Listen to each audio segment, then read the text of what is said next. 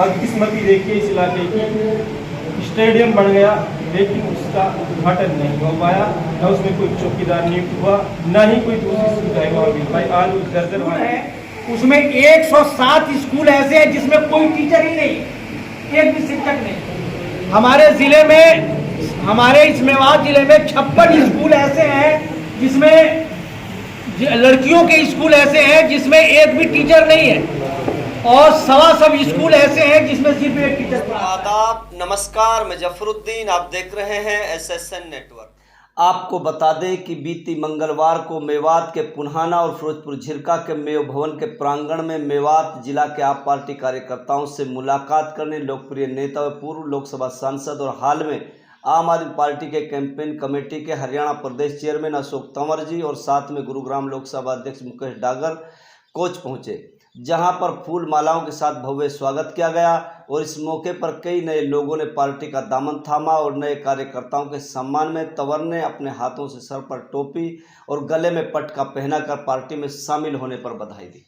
इस मौके पर पार्टी कार्यकर्ताओं ने तंवर जी को मेवात की समस्याओं से अवगत कराया और तंवर जी ने मेवात के लोगों को आश्वासन देते हुए कहा कि मेवात की आवाज़ को देश की बड़ी पंचायत में उठाने का काम पार्टी अवश्य करेगी। देखिए आगे की बदकिस्मती देखिए इस इलाके की, स्टेडियम बन गया लेकिन उसका उद्घाटन नहीं हो पाया, न उसमें कोई चौकीदार नियुक्त हुआ, न ही कोई दूसरी सुविधाएं वहाँ मिल पाई। आज उस जर्जर हालत में है, हमने वो मुद्दा उठा रखा है। तो आपसे भी हमारी गुजारिश है, खेल स्टेडियम फिरोजपुर झिरका के लिए ज़रूर ये मुद्दा रखिए, क्योंकि यहाँ प्रतिभाओं की कमी नहीं है। यहाँ से रेस में भी, क्रिकेट में भी और बहुत से गेम्स हैं, यहाँ से खिलाड़ी जा रहे हैं निकल के, लेकिन आगे खिलाड़ी तब निकलेंगे जब यहाँ खेल की सुविधाएं उनको मुहैया कराई जाएंगी। इसलिए इस मुद्दे को, खेल स्टेडियम के मुद्दे को भी आप जोर जोर से अपने रखिए ताकि ये स्टेडियम बढ़ जाए।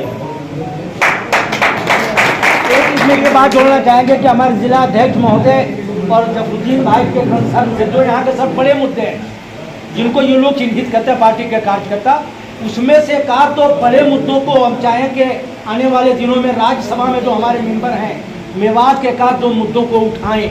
उससे ये होगा कि मेवात के लोगों को आपसे कनेक्ट होने में बहुत मदद मिलेगी। और कोई साथी सर, यहाँ पे 2018 में इलेक्शन में प्रधानमंत्री ने जम्मू कश्मीर से यहाँ अलाउंसमेंट किया था, वहाँ से शिलान्यास किया था हमारे बेटियों के लिए, महाविद्यालय के लिए, तो कॉलेज के लिए। तो उस समय अलाउंसमेंट हो गया, शिलान्यास होगा, जहाँ शिलान्यास हो गया तो ये समझो वहाँ पे कॉलेज चालू हो गई। ये देखो अब 4-5 साल गुजर जाने के बाद भी आज भी उसमें उसका निर्माण कार्य चालू नहीं हुआ। और ये बहुत दुर्भाग्यपूर्ण बात है कि हमने सरकार से बार बार अवगत कराने के बाद भी उसके ना तो जमीन के निर्णय हुआ कि भाई कहाँ ये बढ़ना है, ना ये निर्णय हुआ कि भाई कब इसका निर्माण चालू होगा, जबकि जमीन उस गवर्नमेंट के लिए 3-3 जगह मुआयना करा दी, भाई यहाँ इसमें बढ़ा दो, यहाँ बढ़ा दो। लेकिन हमारी अभी भी हमारी जो बहन बेटी हैं आज भी एक छोटा सा कमरा यहाँ पे सीनियर सेकेंडरी स्कूल उसमें पढ़ने के लिए मजबूर है। ये मुद्दे बहुत खास है, इसको भी आप अपने आगे तक इसको पहुँचाने की कृपया करें।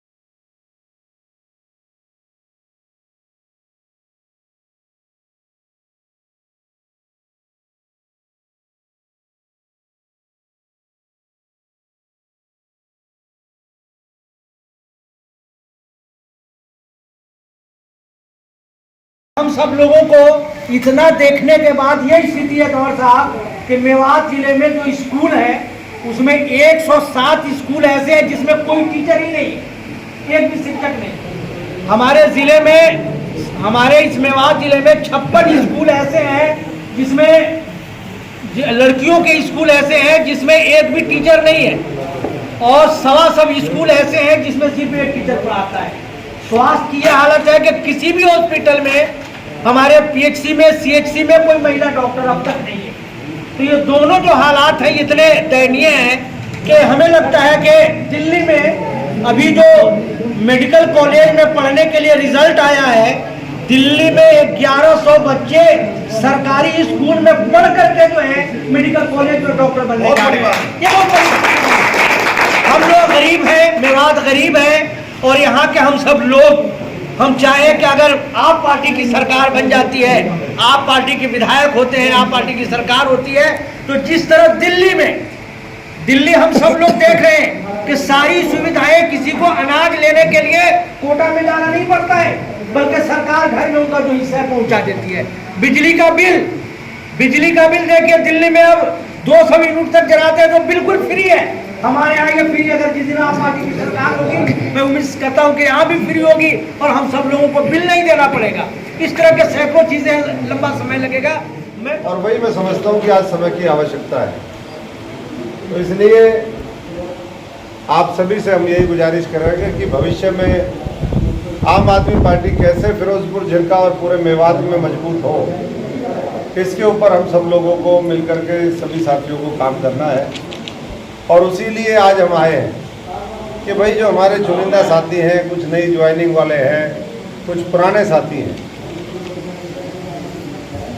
स्वामी विवेकानंद कहा करते थे कि भाई मुझे 100 लोग दे दो, मैं पूरी दुनिया बदल दूंगा। अब यहाँ पर सैकड़ों लोग हैं और हर तरीके से है, कमिटमेंट आपका है, मेहनती है, सक्षम है, कोई कमी पेशी थी आपके और अच्छे मजबूत साथी जुड़े, पार्टी आपके साथ खड़ी है। तो अब ये 100 लोग, मैं समझता हूँ कि झिरका को बदलने के लिए आज से आप लोगों को शुरुआत करनी चाहिए। बदलेंगे? बाकी आप लोगों ने हाईवे से कनेक्टिविटी की बात करी।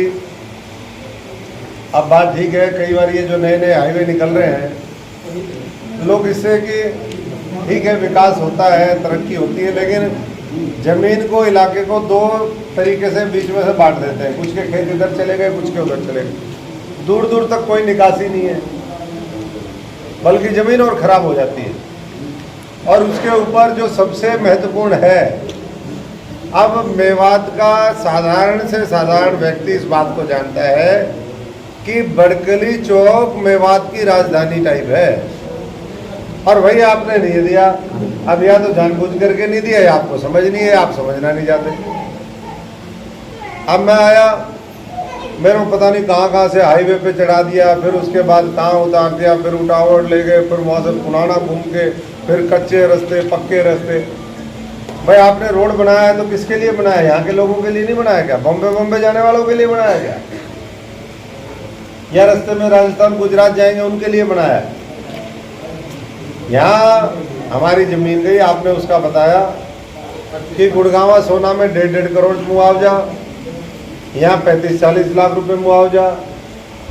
अब 5 गुना कम मुआवजा यहाँ पर मिलेगा, तो भाई तरक्की तो गुड़गांव के लोगों की होगी। ज़मीन तो ज़मीन है, वो अपने बच्चों की पढ़ाई में लगेंगे, अपना मकान बनाएंगे, अपने स्वास्थ्य में लगाएंगे, अपना रहन सहन जीवन स्तर ऊपर उठाएंगे। और मेवात वाले बेचारे ज़मीन भी गई। और तो ये पूरी तरीके से अनुचित है। और मैं समझता हूँ कि जो भूमि अधिग्रहण कानून पहले बना था 2013 में, उसका लक्ष्य ये था कि किसान की अगर ज़मीन जाए तो उसका उचित मुआवजा मिलना चाहिए। उसमें 3 गुना मुआवजे का प्रावधान था, जो सर्कल रेट होगा, जो और चीज़ें होंगी। अब किस हिसाब से किया, इतना तो आज 35-40 लाख रुपए तो ज़मीन कहीं भी नहीं है हरियाणा में, इतनी तो राजस्थान में जाके मिलने लगी है। 50 लाख में नहीं मिलती, आप लोग कह रहे हैं। तो इस मुद्दे को आने वाले सेशन में हमारी कोशिश होगी, हमारे राज्यसभा के सांसद हैं, सुशील गुप्ता जी, अभी उनको भी नई जिम्मेदारी दी है पार्टी ने। उनसे हम कहेंगे एक लिखित में आप बना करके दीजिए। डॉक्टर साहब, आप सब लोग पढ़ने लिखने वाले जो लोग हैं वो थोड़ा ड्राफ्ट करिए उसको कि ये मांग है, कुछ सेंटर की होंगी, कुछ स्टेट की होंगी। तो जो सेंटर की मांग है, हाईवे का मामला तो सेंटर का है, वो इसमें उठे। आपको फिर दोबारा, ये तो रिव्यू चलता रहता है, कोर्ट में आप लोगों ने डाला हुआ केस, कोई बात नहीं, वो भी बनेगी। तो कोर्ट में भी केस डाला हुआ है, ऊपर से ये है, तो इस मामले को उठवाते हैं। दूसरा, रोडों की हालात वो हमने भी देखी, आप भी सब अच्छे से जानते हैं। जितने भी अंदर के रूट हैं, रोडों की बहुत बड़ी दुर्दशा है, हालात खराब है, एक्सीडेंट होते हैं आए दिन। यूनिवर्सिटी का आपने कहा, मेवात के साथी पहले भी मेरे से मिलते रहे, अब तो बहुत दिन से मेवात वाले भी कम मिल रहे हैं। हाँ, सच्चाई है। उनको लगता है कि भाई अभी ये कमज़ोर है, अभी ये क्या देंगे हमें। लेकिन मैं इतना कहूँगा कि जो जिनको आप ताकतवर समझ रहे हो, जिनको विधायक बनाया, उन्होंने भी कुछ नहीं देना, उनके पल्ले भी कुछ नहीं है। तो जितनी उतनी उनकी ताकत उतनी हमारी है, बल्कि वो तो साठ काट की राजनीति करते हैं। हम तो सीधे सीधे लड़ेंगे, चिल्ला चिल्ली करेंगे, आपके साथ धरने प्रदर्शन आंदोलन करेंगे, तो हो सकता है अपनी ज़्यादा सुनवाई हो सब लोगों की। तो यूनिवर्सिटी का मामला बहुत पुराना मुद्दा है यहाँ का, और मैं समझता हूँ कि जिस तरीके से मेवात की आवश्यकता है, यूनिवर्सिटी तो बहुत पहले बन जानी चाहिए थी यहाँ, क्योंकि उससे बहुत डेवलपमेंट भी होता है। स्थानीय कुछ कोर्स शुरू होते हैं, स्थानीय बच्चे जो पैसे के अभाव में बाहर जा कर के नहीं पढ़ सकते, अपने घर से रोज होनहार हैं, लेकिन नज़दीक यूनिवर्सिटी होगी तो बहुत उसके फ़ायदे होंगे। तो यूनिवर्सिटी का तो हम तो यही कह सकते हैं कि जिस दिन आम आदमी पार्टी की सरकार बनेगी, उस दिन यूनिवर्सिटी तो बनेगी ही बनेगी। उससे आगे बढ़ कर के हम मेवात से जो है कुछ ऐसे नए शिक्षण संस्थान, कुछ नए ऐसे एक्सपेरिमेंट करेंगे जिसका पूरे हरियाणा में लोग उदाहरण देंगे। अब मैं आज वो नहीं कहना चाहता, लेकिन ऐसा समय आएगा कि मेवात को बहुत आगे बढ़ाने के लिए हमारे पास रोड मैप है। आप सोच रहे हो, आप यहाँ से सोच रहे हो, हम यहाँ से देख रहे हैं। तो जब यहाँ से आदमी देखता है तो ज़्यादा देखता है, यहाँ से देखता है तो छत से देखोगे तो पूरा झिरका दिखेगा, अंदर से देखोगे तो नहीं दिखेगा। तो बहुत सी चीज़ें ऐसी हैं जो हम ये महसूस करते हैं कि मेवात में, फिरोजपुर झिरका में, इस इलाके में वो चीज़ें होनी चाहिए, और भविष्य में उसके लिए काम करेंगे। रोज़गार का बहुत अभाव है इस इलाके में। मैं भी पीछे भी चर्चा कर रहा था, पहले भी यहाँ पर मांग उठती थी कि भाई हमारे तो लाइसेंस ही नहीं बनते हैं, ड्राइविंग लाइसेंस, तो भाई रोज़गार कहाँ से मिलेगा। अच्छी शिक्षण संस्थाएं नहीं है, उद्योग धंधे यहाँ पर नहीं है, फैक्ट्री नहीं है, ऊपर से ड्राइविंग लाइसेंस भी नहीं होगा तो रोज़गार कहाँ होगा। तो आज बेरोजगारी कहीं ना कहीं सरकार की जो छोटी सोच है, जो दूरदृष्टि सोच नहीं है, आज उसकी वजह से ये है। नहीं तो और तेज़ी के साथ यहाँ पर विकास हो। तो रोज़गार का अभाव है। और भी आपने बहुत से बातें रखी, खेल स्टेडियम का जिक्र हमारे साथी ने किया, तो ये बातें आप लोगों ने कही हैं, तो मैं समझता हूँ कि हमने तो इन चीज़ों को नोट किया ही है। और एक आपने कहा कि भाई कश्मीर से जो है प्रधानमंत्री ने महिला विश्वविद्यालय की घोषणा करी थी, यही बोला ना अभी साथी ने। तो ये कैसे, वहाँ से कैसे घोषणा कर दी? ऑनलाइन जो है, ऑनलाइन उन्होंने बहुत सा उद्घाटन किया था, उसमें एक ये भी था। अच्छा, विमेन कॉलेज? वुमेन नहीं, वो सीधे कॉलेज है, डिग्री कॉलेज का। प्रधानमंत्री ने किया? प्रधानमंत्री ने सर डिग्री कॉलेज का उद्घाटन जो है उन्होंने कश्मीर से किया था। और 4-5 साल हो गए, शुरू नहीं हुआ। 2019 में, लेकिन उसका निर्माण अब तक शुरू नहीं हुआ है। जहाँ कहीं भी कोई जमीन है, वो क्लास शुरू होगी, क्लास एक कमरे में जो है सीनियर सेकेंडरी क्लास चालू हो गई। अच्छा, क्लास चालू होगी सीनियर सेकेंडरी में, बट बिल्डिंग नहीं बनी है जी। 8 स्टील का टेंडर भी छूट गया था जी, टेंडर भी छूट गया था बनने के लिए, लेकिन वो जगह जो थी वो सेक्शन 4-5 में उन्होंने विभाग वालों ने ऊपर तक डाल दी थी।